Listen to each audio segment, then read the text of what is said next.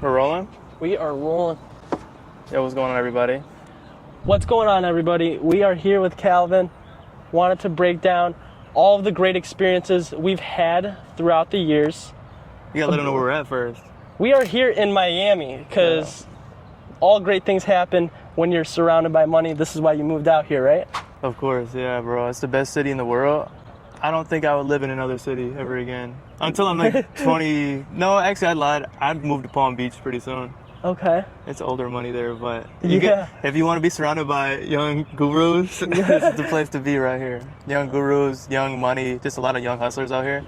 Connections are like super easy to get because a lot of young guys are just want to talk to you. 100%. And it's great out here. Because they know.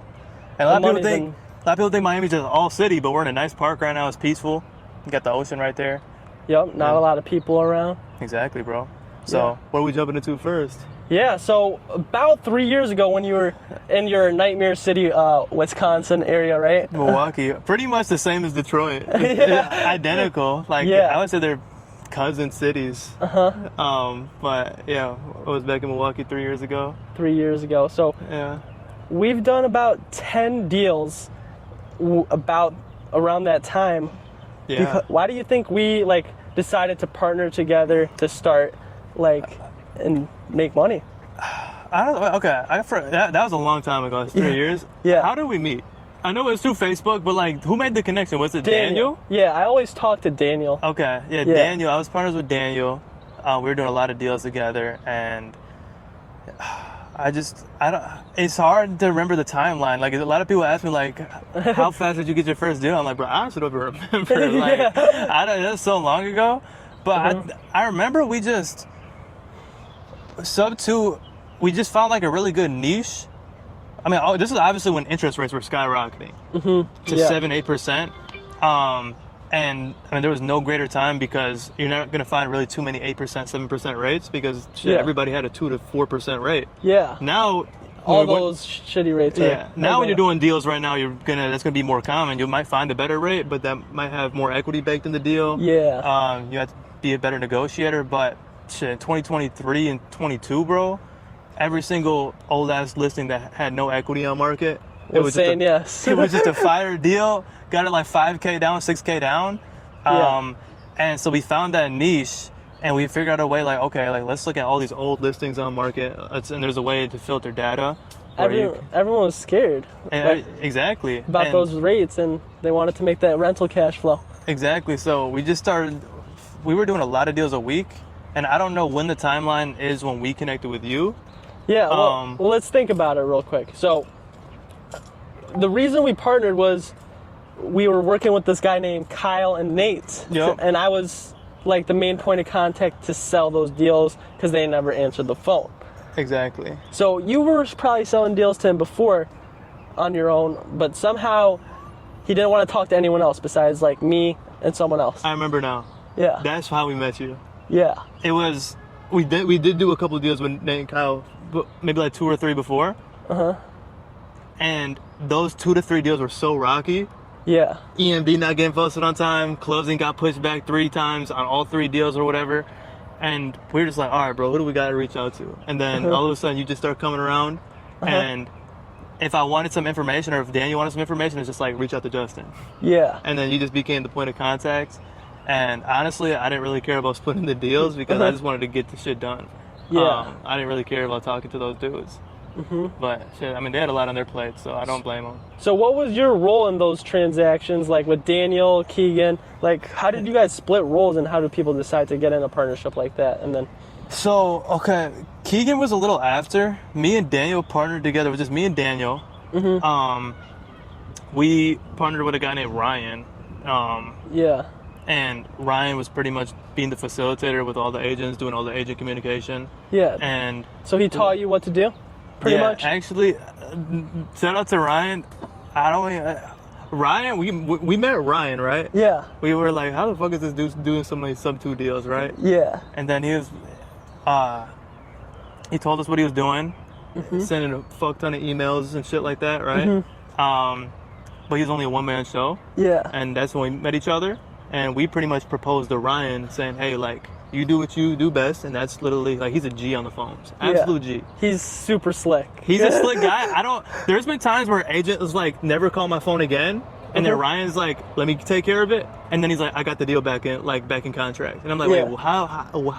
Right? So that was his superpower, but he couldn't really do it because he was managing all the outreach with the agents, the cold outreach. The dispo. Yeah, and then we proposed to him that we're like, hey, like, what if all you had to do was just talk to hot-ass leads that want to just get closed? Yeah. And that was our proposition to him. So we built the whole VA team on the back end.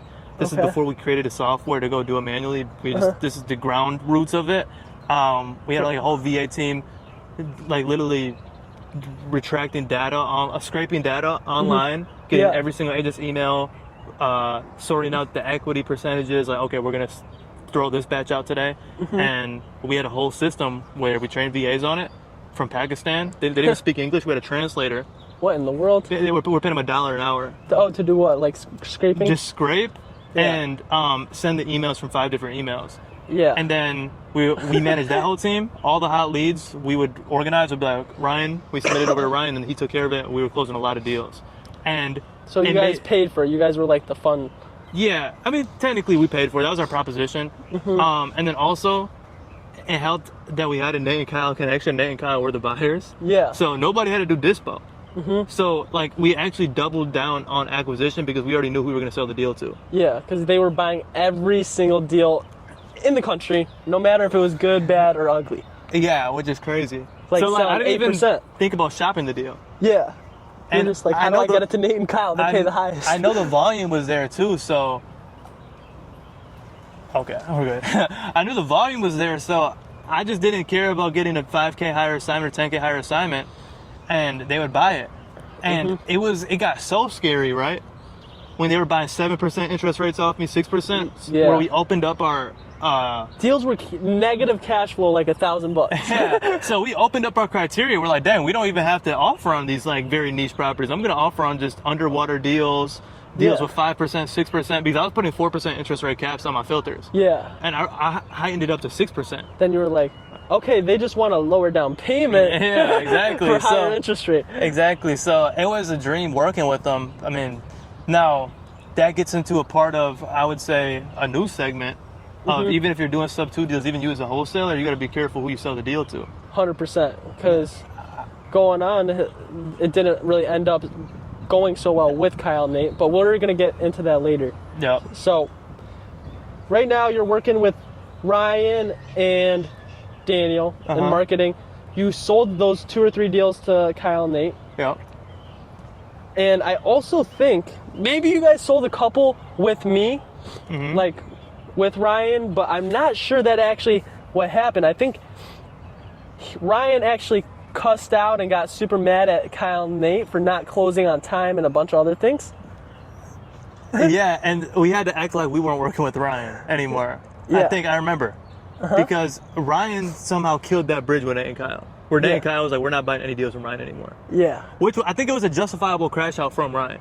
Yeah, for sure. He was a little crazy, but it didn't stop Ryan, because he ended up reaching out to me because you guys cut him off, and I was paying him outside of escrow, maybe on like 5 or 10 extra deals. Yeah, and Ryan, there's no hard feelings. I mean, Ryan's probably cool with me now, like whatever. We never, me and Ryan didn't end off on bad terms. Me and Daniel and Ryan, it was all like mutual. Yeah. But it was more of that situation. Like, they didn't want to do deals. Like, they didn't want to do deals with us anymore. Yeah, so you just wanted to make money, and like exactly. They cut off. Oh, you're working with Ryan? Get away. Yeah.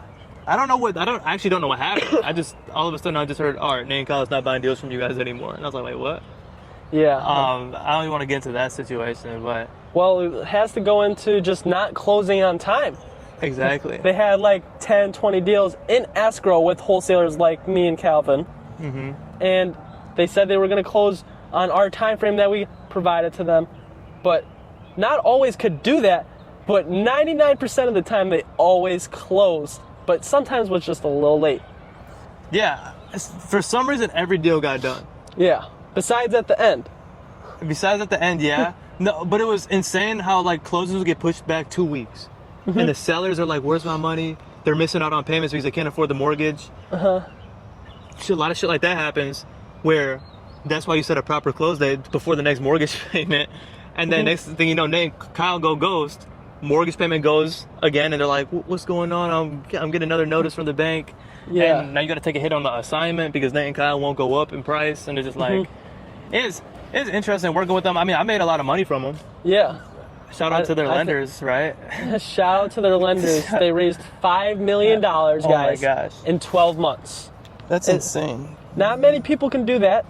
No, they have, like, I tip my hat off to them, even though they're a lot, like, really hated in the community. I actually tip my hat off to them.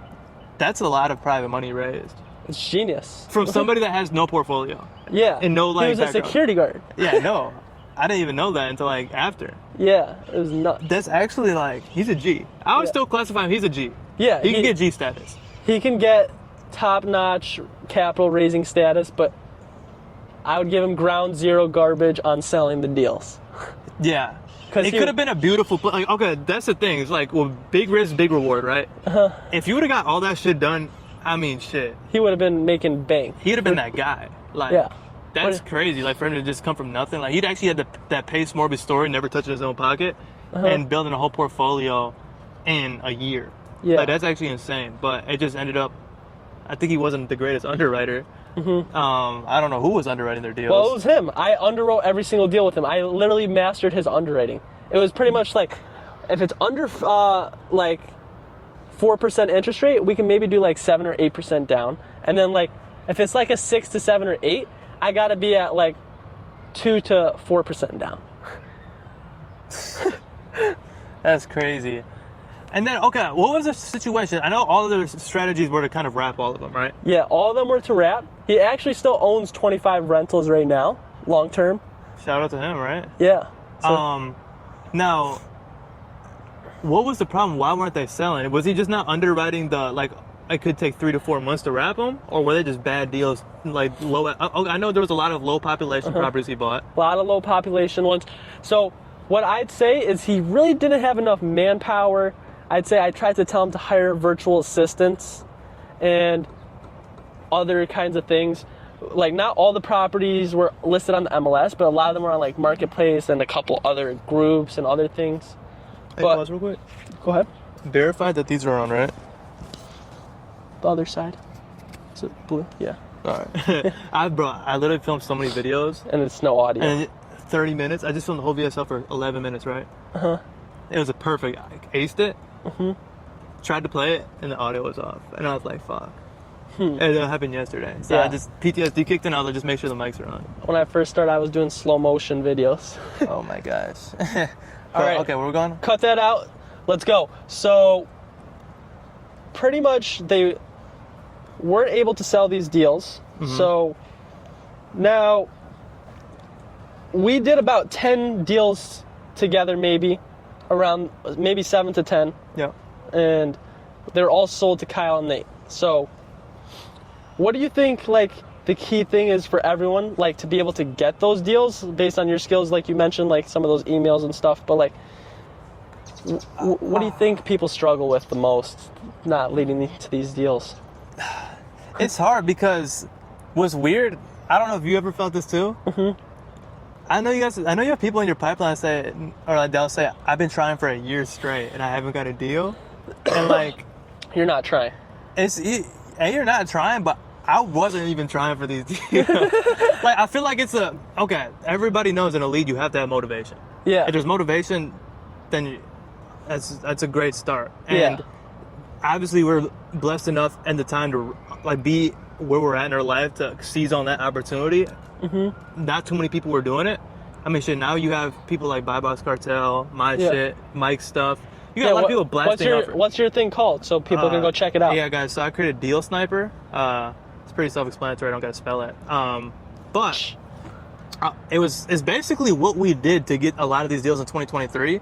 It's just sending out creative finance offers on market to these old-ass listings that have been sitting on market for a while.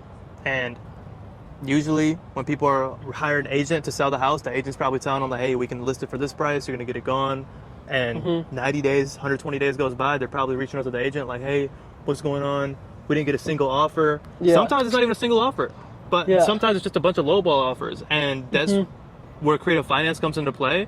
I always tell people creative finance should be the solution to somebody's problem. Yeah. And you got to find solutions to people's problems. And that's a big problem that's identified is they've been sitting on the market for a long time. Yeah, so you're going to have to want to solve these problems because most people don't want to. Yeah, and a lot of people say like, oh, like what happens if the agent says no? I guess they say no. Like people are going to say no. No, on to the next. But I'm just offering a solution to somebody's problem. Like, hey, you've been sitting on the market for 90 days. Mm-hmm. It looks like you're really trying to be like on that number. You didn't price drop too much. I could give you that number. It just has to be on creative terms. Mm-hmm. But that's what we did. We were milking these deals in 2023 and 24. And we just thought it was cool. I wish I'd caught the wave a lot earlier and built it a lot earlier. Because I'd probably had 50,000 users at 1.5 mil a month on Deal Sniper. But it's all right now. But times are a lot more competitive. There's a lot of people waking up to wholesaling. Yeah. A lot of people trying to go on market. LOIs have been the easiest to generate more than ever now. There's so many softwares. Mine's $30 a month. There's people's at $20 a month. But I would say, going back to your question of like how, like what's stopping people from getting a deal, it's a numbers game. Like every single business, if there's no leads coming to the business, there's no business. Yeah. So before you start looking at anything else, like, oh, is it fulfillment? Is it this? Usually 99% of the case is, all right, you don't have enough leads coming to the business. Because leads aren't always going to convert. Even the contracts aren't always going to convert. So if you want a stable business, a consistent business, you have to have consistent leads coming in every day. And usually I like to try to find niches or like hidden niches, like, okay, how can we find motivations? Is it tired landlords? Yeah. Is it pre-foreclosures? Yeah. Is it old listings? And if you want to get really niche, which is not too niche anymore, it's kind of hard to find, but in 2023, me and you both found the craziest niche shit is 2% no equity, 3% interest deals. Yeah. And these guys have been sitting on market for fucking 100 days. So, I mean, I was offering on shit 3 days old, and they were taking it. I was reaching out to the newest ones every single morning. We were all in competition, but like it was still like so many deals out there. Yeah, and like I don't know, but I would say this too, like because I'm sure you get a lot of these questions too. Is wholesaling saturated? I don't think it's saturated. It's saturated with a bunch of people that come from TikTok. They can't stay in for 2 weeks. They make their first initial offers. They all say no. Yeah, and they're like, "Oh, you're telling me I got to put more work into this lead?" So it's a small world in wholesaling and real estate, actually. It is a small world in wholesaling, and if you stay consistent with follow-up, I mean, if I had to look at my stats, I don't keep KPIs too much. I wish I did more. Yeah. You got a team right now? I have a team, yeah. We don't keep KPIs too much. We're just gunners, bro. Yeah. But as long as you can trust them. Yeah, if I did keep KPIs, I would think 70 to 80% of my deals landed in that follow-up, second to fifth point of contact, maybe even fifth to 10th point of contact. Yeah. Usually never the first. It's not going to be in the first because they always got to talk to the seller anyways. Exactly. Even when you're doing direct to seller, right? There's so many times that they're like, oh, I got called 5 times the same. I heard the same shit already. Yeah. And it's like, okay. Very rare. What's going to make you different? Because everybody can make an offer to a seller. The only thing that's going to make you different is your persistence, your character, how well you can connect with the sellers, how well you can connect with the agents, how much they want to work with you. And sometimes it could take months or over a year for deals. Like you just had a story, right? I saw on your Instagram. Over a year? Yeah, follow up. Over a year on that deal I recently did on the last video in Westland, and that was through a PPL lead. It took some time, and we actually, after another year, he brought us another house. So 2 years of creation and follow up. He called me back and he wanted to sell the house, and we made over like 25 to 30 grand between those 2 deals. That's not bad. Yeah. And it costed $150. But that's somebody's salary right there. Yeah. So it's like, at McDonald's, that's somebody's salary. So I was like, shit. 100%. $20 an hour. What would you say? Did you think I just hit it on the nail right there? Or what would you say that's like a big factor why people don't get deals? I think they all give up like very quickly. And also the shiny object is insane in this industry because there's so many different ways to make money. You don't know which one to start at, and then you do start it, and then you just jump to the next thing when you should be like, okay, this is my fast cash opportunity. I got to do this for 8 to 12 hours a day. I got to do for wholesaling, or let's say. And then let's say I want to buy one rental a month. So I should talk to wholesalers who can find me deals with my buy box, and I'll buy one fix and flip a month or something. Like, just have a goal. No, okay, like you said, you don't track KPIs. You don't have to, but just shoot for the moon and try to hit as many as possible. Exactly, yeah. Well, and like you said, the shiny object syndrome, bro. I mean, I run a community. We have about 2,000 people on our Discord. Bro, it's crazy. Like, the amount of chargebacks I go through in a week, people joining, and a week goes by and they're like, oh, this isn't for me. I'm like, bro, you only tried for a week. I'm sure you only spent 2 days at it. Like, not even. Oh, you just realized you had to work more than an hour a day to become a millionaire? Oh, that's crazy news right there. But, yeah, I mean, shit, especially just, I mean, I can't talk about that too much, but a lot of people will jump to VAs. A lot of people will go in, VAs don't work after 1 month.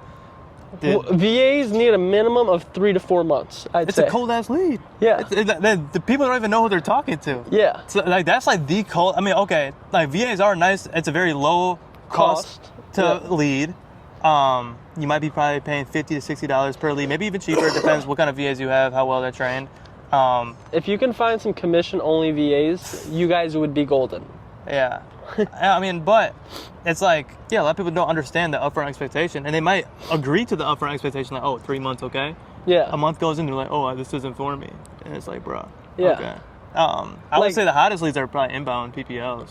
Those are PPC ones. Those are the best quality leads, but I'd say for a beginner, I would never touch it unless you have a closer to partner with, and maybe like someone like Calvin or us or someone we know can help close the deals and then dispo it. Yeah, and you probably gotta have a certain budget too. I would say I've been hearing at least 10 grand a month to allocate, 5 to 10 grand a month, right? Is that right? I'd say that is the best starting point, but I'd say if you do like Facebook ads, you can get away with it for maybe like 2 grand a month, 1.5 or something like that. Okay. Because they're way cheaper and they're just not going to be as quality as Google, since they're just scrolling and stuff. But okay, I got a question for you, right? Yeah. We probably started wholesaling at the same time. Around I joined sub 2. Pace, if you're watching this, give you back a sub 2. But I joined sub 2 probably like 2021, 2022. Okay. Probably right around the same time you did, right? I joined November 2022. I started real estate May 2022. Okay, so it's right kind of when I started. Yeah. I've met a lot of people in the space. That time, and then this time, they're still in the same exact spot in their business. They're still calling sellers. They're still doing their own dispo. They're still doing everything one-man show. Did you transition out of? I mean, I'm guessing you transitioned out of that part already. Oh yeah, I've been transitioned out of that for like a year and a half. I haven't talked to a seller in so long, bro. I mean, you probably have one-off situations. Well, I do it like for fun. Yeah, but like, you don't need to, right? Yeah, I don't need to. Like, I'll just go in. Like, I want to record more videos for you guys. I've been working on calling some inbound leads more and doing like some dispo live calls. We're thinking about doing some Zooms where we're just like dispoing deals live. Okay. And they bring your deals and we'll sell them. Hell yeah. No, I like that. Yeah. But what do you think is stopping people from growing their team? Like, they don't know how to hire. And then once you hire them, you're like, what do I do with this person? And you haven't even closed a deal yourself. So you got to build a team. Yeah. Maybe at like the over 10, 20 deals mark, maybe. Like, you can get some VAs maybe, or like if you can get a nice, good friend that's kind of like can grow into a partner later or right away, that could be good. But I'd be careful with partners because they don't really work out. They never work out. They never work out. I'm still shit. I'll be like, I feel such a way about my partners every day. Yeah. No, okay, I love my partners, but like, a partnership is almost like kind of like a brotherhood type of thing. It's like a marriage. It is, yeah. And sometimes they're not always happy in the partnership. Yeah. Sometimes it's the best thing in the world. But I would say I've been through so many failed partnerships already. Yeah. In like the last 3. I'm only 22 years. What? How old are you? 21. Exactly. Like, we've only been entrepreneurs for 2-3 years. Yeah. And like, in that little time, like, I learned a lot that I would even learn in getting a business degree. Yeah. You were a hooper before. I was a hooper before, yeah. I wasn't. No, I wouldn't say I'm dumb, but I like to say I was like a dumb hooper and shit. But no, like, what was I gonna say? I've been like, shit, so many failed partnerships. I'd definitely be careful who you partner with. I said JV at first. I do a lot of JVs. Yeah. You gotta know if you gel with the person. Just kind of like we did. We didn't really have intention of ever like partnering like long term though. Exactly. Me and Daniel ended up being long term partners. We ended up going through a lot of different people, but he was a good dude. Yeah, I said just be careful who you partner with, because that's I would say the biggest thing of why partnerships don't work out is one person will usually work harder than the other person. Yeah, for sure. And then they're like, damn, we just made $30K this month, and it's not the principle to the other person. Yeah, it's like not even the principle of being greedy, but it's the principle of like, because if your partners are putting in work, you want to see them eat too. But it's like, damn, I just made this person just made $15K, and I'm hauling. Like, so here's what I did for that actually to solve that between me and my dad a little bit. So, are you and your dad partners? Yeah, we're partners. Oh, shit, okay. We pretty much pay ourselves when we do the acquisitions or dispositions or find another wholesaler through our brand. And then we can either keep the money there in the wholesale company. We take our commissions for ourselves, but like we can either decide what to do with the rest of the money. Like if we want to split it up, use it, invest it, or whatever we want to do it. That doesn't go towards liabilities, only assets, right? Yeah, pretty much. Yeah. No, I like that system. Like, we don't... Honestly, I would say that's one of the biggest things why people don't scale. Me and Daniel probably made an agreement for, like, probably, I'd say 2 years of us being a partner. You didn't pay yourself, right? You did the $2,000 a month? We didn't even do $2,000 a month. What was it? We're doing, like, $0 a month. Like, honestly, like... I did that at first, too, bro. Like, it's just like, reinvest. You gotta sustain, but, like, bro, me and Daniel were able to get up to, like, 10 to 15 VAs very fast. Like, I'm talking about we'd have a VA, $10,000 deal comes in, where it's like, okay, all 10,000 is going back to the business. Yeah. And then we got to a point where we had our first $100,000 a month, and we still didn't even take $1 out of the business. And then a lot of stuff happens, like the money went away, but just on dumb stuff. Money goes away fast, guys. So you guys got to learn, is this going to be your highest and best use? Exactly, yeah. Yeah, I mean, you learn a lot as a business owner. I would say the biggest lessons come with, like, the most money lost. So, like, I honestly like to look at it like that, because then I don't get as mad. Or, like, all right, we dropped $40K on this marketing pipeline and didn't get a single return from it. And I'm like, okay, maybe we just learned that was a good lesson learned. We wouldn't have learned that lesson unless we dropped $40,000 here. And we won't do that again unless we know we have to have this, and this in order. And, I mean, that just comes with the business. You try to blitz really fast without having everything in order, shit's gonna fall through a lot. For sure. Like, I mean, there was a point where we were having so many leads in the pipeline, and we only had like one person on the team. Wow. And like, our goal was like, dang, we thought our solution was get more leads. That's kind of why you needed that community, bro. Like, cause, like, you said you were doing like the 5,000 offers, but then you also are doing those VAs. But like, let's say like you switched it to 25,000 emails per day. Like, you're not gonna respond to all those people. No, absolutely not. And then that it's gonna be like 1,000 replies. And that also doesn't mean you're gonna 5x your business either. Yeah. Like, just because some person, I've met this one guy, he bought 40 VAs right away, right? He literally hired 40 VAs and even have a wholesale business. And he was like, he looked at my numbers at my wholesale company at 10 VAs or 14 VAs. And he was like, dang, if I get 40 VAs, I'm gonna 4x my business. What other line of work? It doesn't work like that.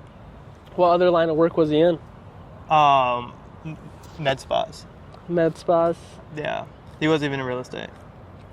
But he was expecting this crazy ass return from the wholesale business. I'm like, bro, wholesaling isn't a passive job. Like, it's not a passive business. Like, it's a job. It's an actual job. You either got to be doing the work, or you got to manage the people who do the work, or eventually you can create leaders who manage the people who work. And then even the leaders, that's kind of where we're at right now. Even the leaders kind of start slacking when you're not on the leaders. Yeah, exactly. Because you have higher standards when you're the owner. Yeah, when you have equity in the company, it's like, all right, bro, like, I'll be like... Honestly, though, commission is equity. Like I'm not selling this company. It's not a sellable company. It's not. At most, you might get like a 2 to 3x multiple like, on the profit. And at that point, you might as well just keep the business. Yeah. But... Like all the deal flow from real estate, like, what am I going to do? Just start the same business? It doesn't make any sense. So, like, I technically commission is ag. But yeah, I'll sometimes be so confused with my, like, team leaders. I'm like, I'll just ask simple questions. I can't even think about it on top of my head, but I'm like, are you, like, what's going on? Like, are you okay? Like, why don't you have this information for me? And I'll be like, I'll be like, what leads is this person working on right now? He's like, oh, I don't know. I gotta check. I'm like, Yeah. well, what are you here for right now? Like, you're supposed to check every day. You're supposed to be knowing where is our pipeline at right now. But it's shit. How much projected revenue Calvin and his team got? How much No, that's what he's got to do for you. That's you were asking me right there. I was like, oh, that's a deep question. I'm wondering though, like, what's your highest profit and biggest loss in wholesale? Wholesale real estate alone? Yeah. Like for one deal or a month or however. I would say our biggest month was that 2023 to 2024 month. Oh, okay. We had a huge ass stretch, right? So after the Nate and Kyle thing, after like the whole Ryan part ways, me and Daniel were like, okay, shit, we lost our biggest buyer. How, like, what can we do, right? Like at that point, like it wasn't a crisis. I didn't think I was going back to W-2 work or anything, but like it was just like we got so used to just this way of wholesaling, where I'm just like, damn, what do we do now? Like our biggest vehicle towards our business is gone, like literally gone. Yeah, literally. But I felt the same way. Yeah, so me and Daniel kind of brainstormed, and then we figured out, like we kind of told ourselves, I'm like, okay, the low equity deals are still here. Yeah. We can try to replicate it, and instead of the VAs, like we go and replace. I don't know if Ryan's watching. We go and find a new Ryan. Yeah. On commission based, like a lot cheaper. Yeah. I remember the guy. Yeah, and we pretty much systemized the whole business even more. Like we actually generated we created a software that instead of having a VA send 100 offers a day, we started doing 2,000 offers a day. Yeah. Because Ryan taught how to send them out through Gmail, right? And then you guys were like, oh, I'm good at Go High Level. We actually didn't go through Go High Level. Or what? What did you do? We went through Yam. You're good, man. We went through a system called like Yam or something. I don't remember. Keegan built it. Okay, he built it from scratch. Got it. And it literally, like, we created like a whole data scraper. We didn't need VAs to data scrape, and it took us about maybe 3 weeks of production to build the whole company. Where basically we just select a button, it computes every single offer. Yeah. No copy and paste. So 2,000 offers generated instantly, and then Keegan's Yam thing, just click a button and it starts sending them through 5-6 different emails. Yeah. And that we were ripping on that, and through a 3-month stretch of like I'd say October, November, December. That's when it fell apart with Kyle, pretty much November. And we picked it up like November, December, and January. That 3-month stretch, when we really hit it, we probably did like 250 to 300. So $100,000 a month for 3 months straight. Beautiful. We probably did like, I would say the highest month was maybe like a 150. And then you had like an 80,000 a month and like 110,000 a month. It equaled up to like 275 to 300 for like a quarter and a half, like a half a quarter. It was like disgusting. Beautiful. And then it started plateauing out. People started getting more, like, agents started getting more offers. We were still doing really good for like that next year, but we weren't consistently doing 100 to 150K a month with that facet. We did hire VAs and we started buying our own properties as well. But just with that agent facet, I mean, it probably stooped down to maybe $50,000 a month, $60,000 a month. Got you. But no, that was like the craziest stretch of wholesaling I've ever seen. Like, there was times. What about during this interview, my phone would have went off with the bank wire. Like, there was just like one time a day where I was gonna bank wire, and I was like, where did this deal come from? Like, it got to that point. Because you were in that role. Yeah, I had my own transaction coordinator. I had my own team leader. I wasn't talking to the leads. Even when my closer closed a deal, his instructions were to go to somebody else. Like Dispo or TC? To Dispo, and then the Dispo wasn't even to talk to me. I didn't want to talk to Dispo. Dispo was to go and just talk to the TC and figure the shit out. And we were just focused on building more systems, getting more leads in the business. And that's where our business messed up. I think we messed up like too many leads, $100,000 in a month, just because we're like, okay, we got the agent systems good. We're like, dang, like we barely do any work. Let's have a $15,000, $20,000 a month direct mail budget. Let's start dropping $30K a month in PPL and PPC. I think I looked at one month for iSpeed to lead. This is on Daniel and Keegan. I had no, like, I don't even know. I didn't have access to the account, but I think we never turned the budget off. And we just were processing the leads. We never sent them back, the dead ones either, to get them refunded and the credits refunded. So we burned through maybe like $40,000 in a month on iSpeed to lead. Wow. $40,000 in a month on iSpeed to lead and direct mail. It was bad. Did you make it back with those leads or? No, they never closed. I mean, the agent funnel was breaking even on it because we're still making money from the agent funnel, But that funnel's dead. The funnel I'd say it's dead because we still do deals through agents and shit. No, not the agents. I'm talking about the PPL and PPC. Yeah, when you were doing that. Yeah, that funnel was like dead. Yeah. And I don't think it was dead because the leads were bad. It was just our systems were like, we just didn't have the systems, and we were making so much money. We were like, holy crap, let's try to get to $500,000 a month. And we just wanted to blitz scale. And the blitz scale model was working for us for a little bit. Like until you switched to something new that you've never done. Exactly. So we switched to something new that we never done. And then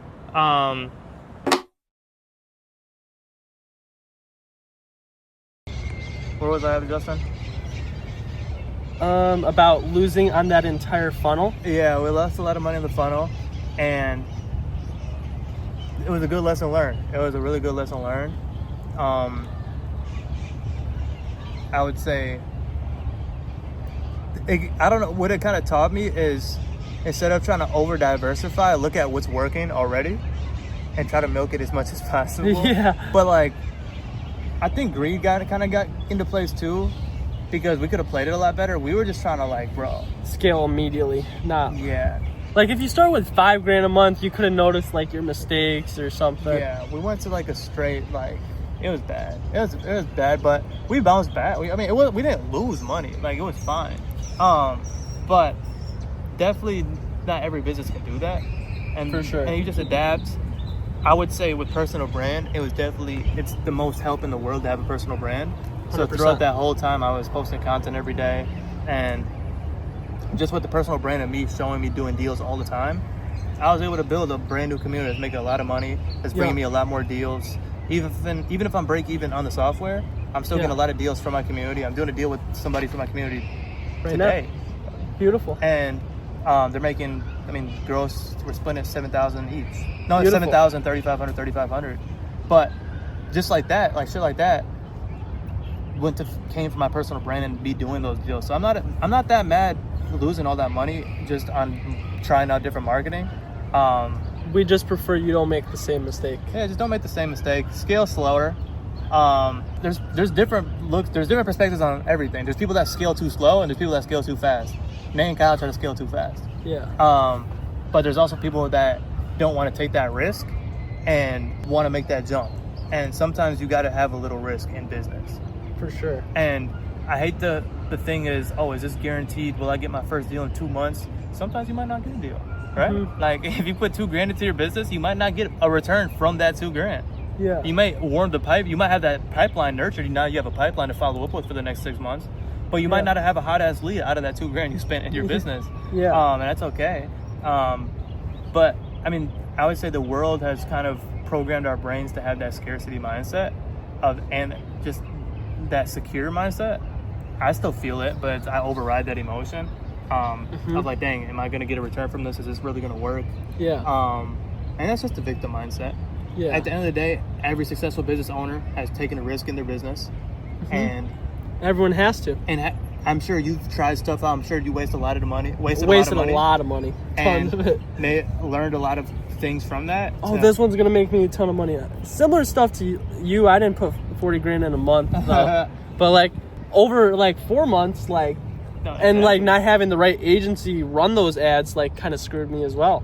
Yeah, I'm seeing when Novation's getting a lot more popular, I'm seeing a lot of people waste a lot of money starting their PPC funnel, trying to get Novations, and they don't have that back end part figured out, and they're wasting a lot of money on PPC right now.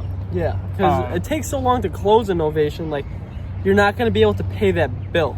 Yeah, I would say that's probably the best part of, like, that's the best way to do real estate right now. What, Novations? Yeah, you and Ryan. Ryan specifically has he's kind obsessed of like with them right now. Kind of has like inspired me. Not inspired because I have my own kind of shit going on. Yeah. But I'm like, damn, like it's actually kind of tough. Yeah. Like it is, because it's like you're a realtor nationwide. And when the seller co-signs on the Novation, they're cool with it. I'm like, holy crap, you just got a listed property. Your buyer pool goes from 10% of investors and 90% conventional buyers. Yep. So your buyer pool is just insane, right? So like your chances of selling the deal is way higher. For sure. Sort of. Yeah. That's how I look at Novations. But I think that's did we get all the content we needed? I think we got everything we need. what is one thing you want to share with them before we head out and wrap this up? Let's see, like real estate wise, business wise.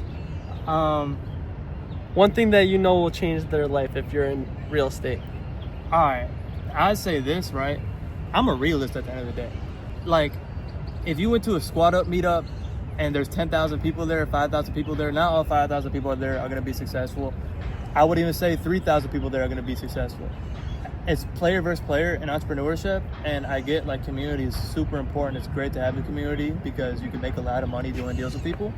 But at the end of the day, it's everybody eats for their own too. And you have to be like insanely crazy in the head, I'd say. Like you gotta actually be a little insane to be a successful business owner. Like there's days where I'm cool working 16 hours a day, 7 days straight. Yeah. And like I think that a lot of people think we're nuts for doing that. Yeah. Like I want to work 9 to 5, not exactly 5 a.m. to midnight. Exactly, bro. The whole time we were doing deals with Nate and Kyle, I didn't have a bed in my house. Wow. Well, so, I was like actually broke as hell for like a while. Like in the beginning, the beginning when I started, because Ryan first taught you. Yeah, well, I was doing deals, but like I said, we weren't taking distributions out, so I was just breaking even on rent. I was paying my rent on credit cards and shit like that. Yeah. And I didn't have a single piece of furniture in my house, and like nobody would do that. Nobody does that, right? But I just had my computer. I was paying for Wi-Fi and laptop on the floor. Yeah. And I was just cranking deals out like that for a year and a half until I got it in place. But you have to be like insane, I would say, and you have to have that muscle where I think you could have got a couch and stuff. I probably could have, but Facebook Marketplace gives them out for free. Yeah, but you kind of I wasn't even thinking about that. I was just thinking about working. So I was like, I didn't see anything. Couch, I'm working. I didn't think about work. You had a chair? No, I didn't have a chair in the house. You just had like a mattress or something? No, I was sitting on the carpet. Okay. Sort of like mattress. So, and my hoodie is a blanket, like my sweatshirt is a The Chinese people do that. Yeah, oh, it's amazing, bro. It's good for your back, I think. I love it. But no, I would say that's my like words of advice. Like, you gotta have that realism that you should, even if you're in a Discord, like not everybody in the Discord is gonna be successful, and everyone's gonna make money, and you gotta work harder than most people. And if you know that you can make that agreement with yourself, like, okay, I'm not gonna quit, I'm not gonna give up because something bad happens, you're gonna be successful and you're gonna work harder than everybody else. If you make that agreement with yourself and you really push forward with it, you will be successful. And the funny thing is, the more you work hard every single day, the easier it becomes, and you working hard becomes like your new baseline. So like there's times like my 10%, I feel like I operate at 10 to 20% sometimes. Like I finish the day, I'm like, damn, I could have done way more. But what I did in that day was more than anybody's ever done in my 2,000 person Discord. Yeah. But I do it every single day. My brain has adapted to it. Like doing that work is that's just normal. It's like brushing my teeth. Yeah, you want to raise your standards all the time. Like as you get the repetition, like, okay, I'm gonna start with 3 calls today. Or at least you show up every day. That's the first step. All right, and then once you start showing up and like, why the hell am I doing 3? Let me do 10. All right, after you do 10, you're gonna do 50 or 100. Yep. And it could be for calls to sellers, agents, buyers, or even 100 push-ups. Exactly. And it's like, and you know you're on the right path and the right frequency when you're going to sleep at night, and you're like, all you could think about is like, damn, I could do more. I need to do this. I need to do this tomorrow. How can I get more leads? How can I close more deals? Damn, this deal fell through. Why did it fall through? And you start you just can't stop thinking about everything. And it's not even overthinking. It's just like you want to be a perfectionist. You want to grow the business more. And I like every single day, like when I'm in bed, I can't even watch Netflix. I just want to like, if I doom scroll, I'm doom scrolling for people in my market, in my niche, because my goal right now is I want to be one of the biggest, like I don't want to say wholesaler, like influencers, but I just want to be one of like the biggest like entrepreneur influencers in the space. Yeah, and real estate and business. And I'm like, dang, all I could think about is I just want to look at these other big influencers that I want to be, and like, what are they doing that my content isn't doing? Like, okay, this guy has 1 million views. Why does my shit only have 10,000 views? Why does mine only have 5K views? Like, what is this hook? Like, is it the visual hook? What is he doing? Is he putting ads me on the videos? And my brain like just doesn't, it never stops thinking like this. And I don't know how to adapt that mindset. I think sometimes some people are just born with it. Some people just have to adapt it over time. Maybe it's just you got to get sick of your situation. Yeah. And sometimes it comes later. Sometimes it'll come when you're 30 years old. You're like, damn, like I've messed up my whole 20s. And people, restart. And especially us guys, like, I mean, not on no red pill stuff. Like, guys aren't really born with value like that. Like, the world stops caring about guys after they turn 18. Yeah. You got to pay rent. You got to go in. I can't go and ask my dad, hey, can I get some rent money? No, I got to go get a job. If it's a girl, sometimes they can probably squeeze some things even until they're 25 years old. Yeah. But us guys, like, I mean, shit, like, our life is, I wouldn't say it's miserable, but our life isn't the greatest when we don't have much. Yeah. Like, nobody wants to talk to us. You got to fight for it. I mean, I know it feels good when you go to a meetup and everybody like, oh my gosh, Justin, like, what's up, bro? Like, oh my God, the pickles. it's the best. It's the most gratifying feeling in the world. It's like, damn, like that's all the hard work I put in. Yeah. Like that's where life becomes like feels good. 100%. So, I would say that. But yeah, like that mindset alone, you know you're on the right frequency. And if you like just can't stop thinking about being successful, like you're gonna be good. Like your brain will find a way to be successful. 100%. Always does. Especially when you plant the right things in your subconscious mind, you become what you think about. Yep. Make sure you're thinking about real estate all day long if that's what you want to become, or pick a business that you're thinking about all day long and obsessed with. The world works in a mysterious way, bro. Like, when your subconscious brain is trained on something, it's gonna get at it. It's good. Your subconscious brain will get you there. Just like if you're hungry, your subconscious brain will go to the fridge and you will be eating some food, or I don't know. It's really good at getting what it wants when it's trained. Like you can analyze somebody from McDonald's their whole day. Yeah. You could take notes on, okay, they watched Netflix at 7 p.m. today. Tomorrow, I guarantee you they're gonna watch Netflix at that exact same time. Like they train their subconscious brain to form like their next day already. Yeah. So if you could train your subconscious brain to be a millionaire, a rich dude, or whatever you want to get to, and have all these things, I mean, you gotta program it on what that person has. Like, what does he do? Like, does he get up and watch Netflix, or does he get up and make his bed and start working and start reading a book? Like, and when you start doing the shit like of what that guy does, watching a video like this. Exactly, watching a video like this, like the world will just start. Like, I mean, it's weird. I mean, a lot of entrepreneurs hate these topics because they're like, I know guys that are just like, oh, hard work is gonna get you there. But I'm a big believer in frequencies and law of attraction too. Like the world will just do the right things for you if you're doing the right things to get there. Like 100%. The world, like if you believe in God or the universe, like whatever, you can apply it to any religion. The world will literally just work for itself. Like it'll start working out for you. And you just start getting lucky. You put good in, you get good out. Exactly, bro. The law of reciprocity or something like that. Yeah, a lot of different laws. Just do that shit and then you'll be all right, guys. Yeah. But I think that's it for today, right? That's gonna be good for today.